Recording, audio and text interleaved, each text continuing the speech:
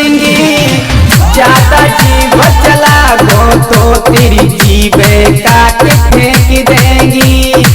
ज्यादा जीभ चलाओ तो तेरी जीभे काट फेंक देंगी। अरे अरे हाँ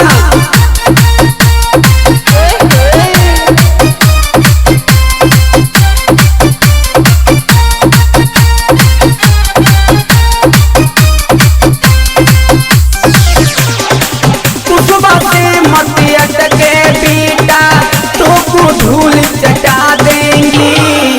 ज्यादा जीभ चलाओ तो तेरी जीभे काट फेंक देंगी। तेरी जीभे काट फेंक देंगी।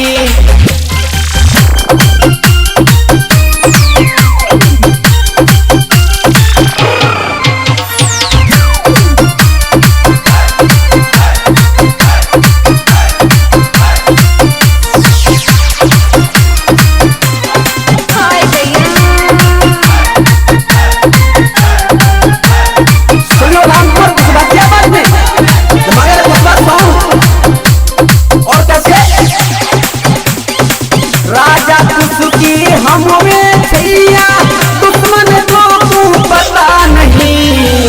छत्री भी रहे हम कुसुबाजी बेटा तो तू खबर नहीं। बेटा तो तू खबर नहीं।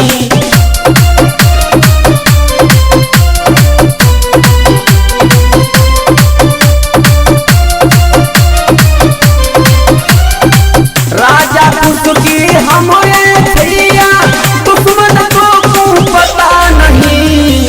छत्री भी रहे हम कुसुबाजी बेटा तो तू खबर नहीं।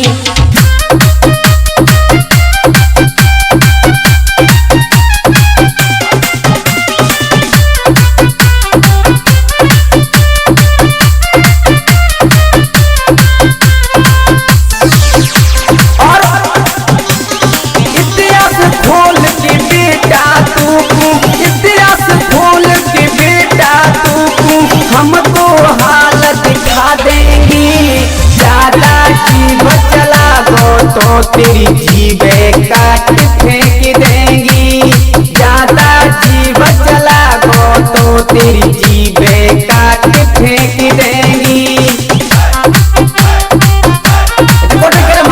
भैया दूरपुरा वाले क्या बात है रामवीर भाई। जय हो कुशवाहा समाज की।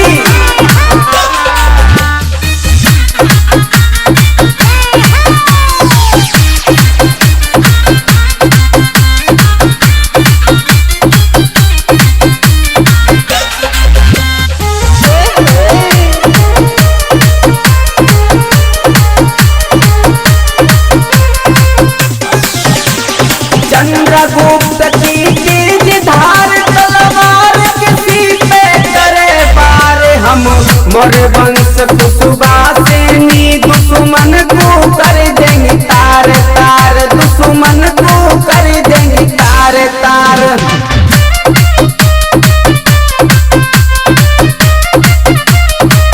और कैसे ऐसी मारो लगाएंगे दुश्मन। ऐसी मारो लगाएंगे दुश्मन घर के नहीं पहचानेंगे। ज्यादा जीभ चलाओ तो तेरी जीभे काट फेंक देंगे। तेरी जीभे काट फेंक देंगे। तेरी जीभे काट फेंक देंगी।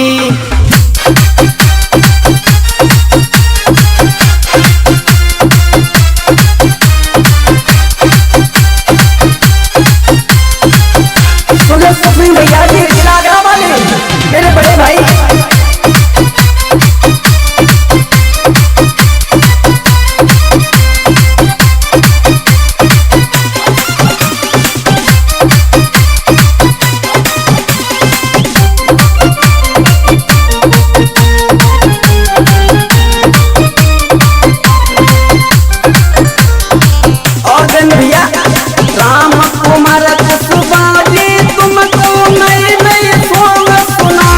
हैं।